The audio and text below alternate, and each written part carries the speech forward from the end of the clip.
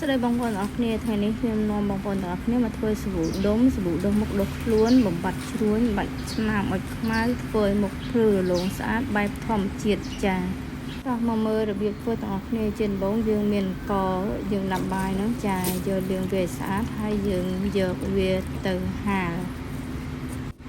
វាស្ងួតហើយខ្ញុំកាត់ទៅក្រពើក្រោយផ្ទះចានេះហាស្ងួតហើយយកវាទៅកិនចាបើបងប្អូនអត់មានម៉ាស៊ីនកិនទេយកទៅបុកនឹងត្បាល់ក៏បានដែរចាឲ្យវាម៉ត់ល្អអញ្ចឹងហើយយើងយកវាមករែងឲ្យម៉ត់ចាហើយយើងយកទៅច្រកដាក់កំប៉ុងវុយទុកធ្វើឲ្យក្រោយទៀតហើយនេះដលងបារាំងហើយនឹងពេញប៉ោះចាយកមកឈូសវាឲ្យម៉ត់ចូលគ្នាហើយយើងកន់យកទឹកវាចាយើងលាងទៅពើស្អាតយកហាន់វាយកតែផ្នែកខាងក្នុងនេះបានហើយចា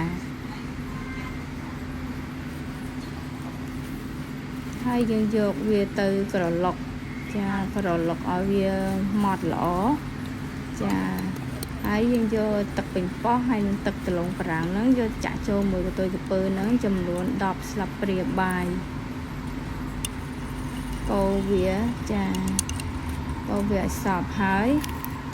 យើងដាក់ម្សៅអង្ករចំនួន3ស្លាបព្រាបាយហើយ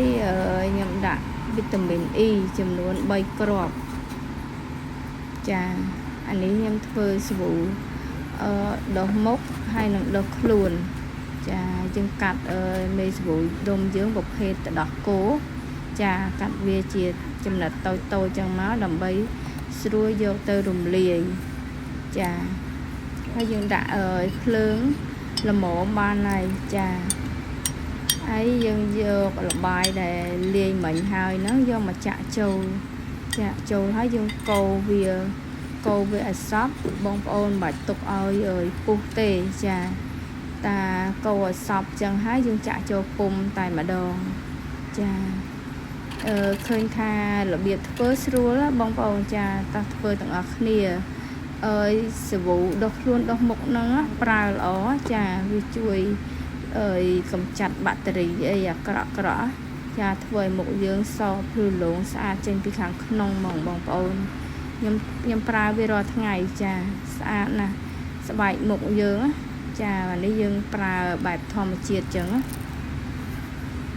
ចាហើយយើងមានស្បៃនេះមួយមកសម្រាប់ច្រកវាងាយស្រួលទុកហើយឲ្យវាពពុះច្រើនផងពេលយើងដាក់ស្បៃហ្នឹងចានេះឃើញថាពពុះខ្លាំងណាបងប្អូនចាចឹងសាប៊ូហ្នឹងដុសបានទាំងខ្លួនហើយនឹងមុខចា